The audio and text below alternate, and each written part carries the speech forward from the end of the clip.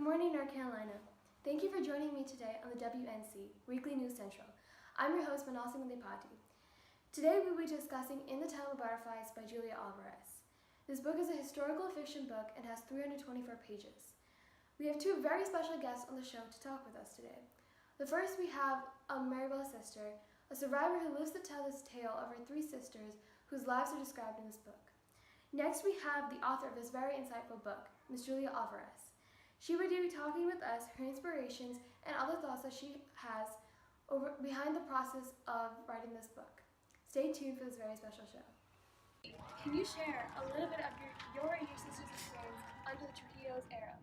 Well, at first, me and my sisters were little children during the reign of Trujillo. The desire to make a change started with Minerva. She was the one who actually begged my father to let us get an education. She was also very outspoken, and she said these little phrases that showed clear detachment towards Trujillo, and at the time that was very dangerous. Our family was very attentive of their surroundings during this time. At first it was nice because our father let us get an education outside the family store. Well then, let's see, after that life went on. Patria, my oldest sister, she became married at a young age of 17, which my father strongly disagreed against. And then Minerva continued her education. She wanted to become a lawyer. If only she continued on the path, maybe she would have been alive today. After she met Virgilio Morales, Virgilio, such a bad influence, he really let this rebel spark inside Minerva. He was another leader in another resistance movement against Trujillo. After Leo was sent into hiding, Minerva met Manolo, and together they became the leaders in the resistance movement. Oh, Maria Teresa, she was so innocent, so loving. One quote that really got to me was when she said, she made us, there were hundreds of us women that were dressed in a white, like his brides. This clearly showed how Maria Teresa really didn't want anyone controlling her. She wanted to be her own woman.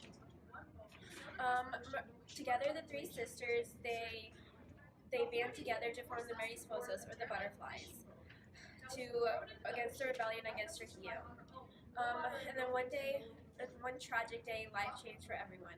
As clearly depicted in the book, the SIM, or Trujillo's secret police, captured my sisters and their husbands.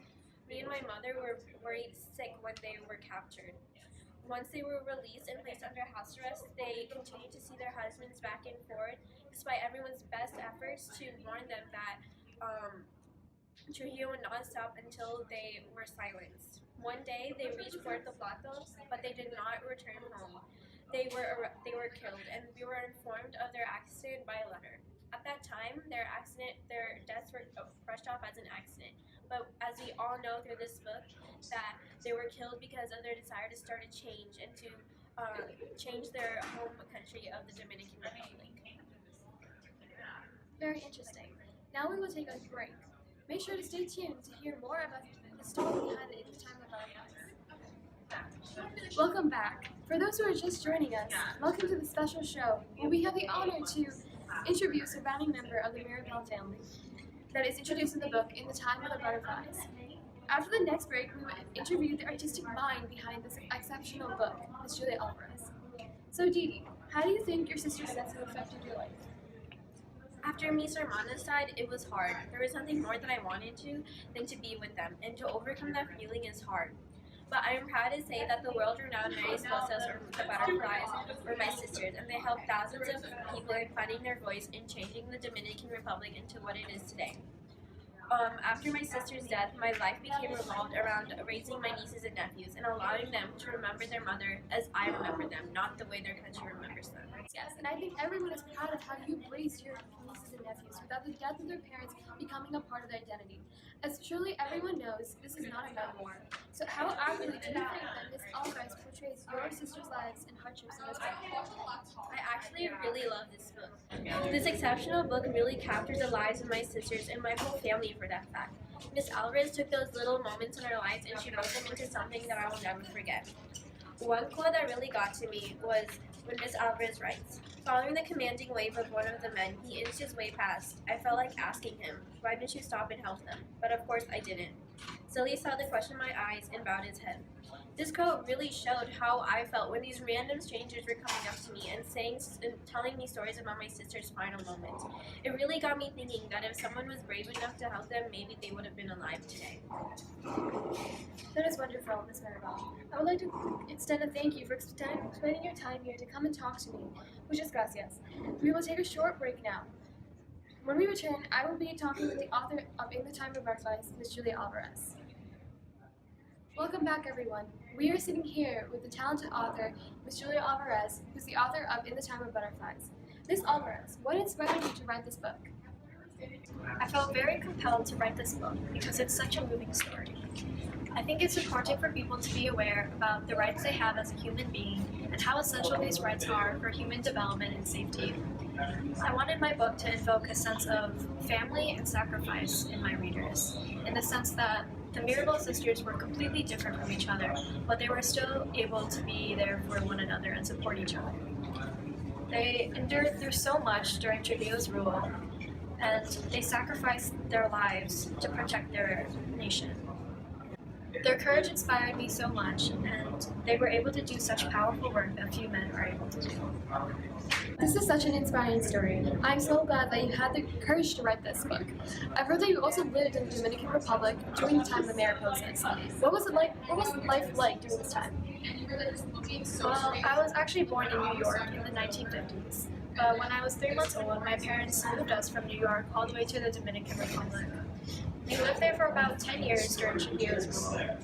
I don't remember much as I was a child, but my research for writing my book has also taught me that while his 31 years of dictatorship, there was a lot of Trujillo propaganda that happened around in the country, such as buildings and statues were built in his name, people hung up pictures of him in their houses, and churches were also required to put up slogans that praised him in their church. And well, after a while, my father got involved with an underground resistance group that was loosely related to the Mirabal sisters. The SIM unfortunately found out about this after capturing many of his colleagues, and we were forced to move in 1960s to escape them. This was about 4 months before the Mirabal sisters were. That's really interesting. What do you hope people can take away from reading this book? Well, the Mirabal sisters themselves were incredibly strong women, and in my eyes, are international symbols of freedom and strength. They're model revolutionaries to people all over the world that are fighting these kinds of injustices. They inspired me, as well as many other Dominicans, to fight for their rights, and I hope that I brought well enough recognition to them. I hope that people can take away their courage and passion they had for fighting for their country and apply it in their own lives and in their own problems. With everything that is going on in politics and in media, I think the world could use a little bit more of the Mariposas. Thank you, Ms. Alvarez. You can find Ms. Alvarez's book, In the Time of Butterflies, on www.wnc.com. I hope that someone in the audience has learned a little bit about the inspiration behind the revolution against El Jefe. The Mariposas should represent courage and strength amongst the Dominicans.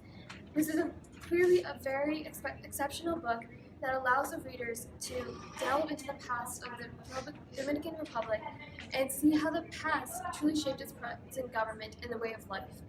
I hope you all have a great night. Good, thank you.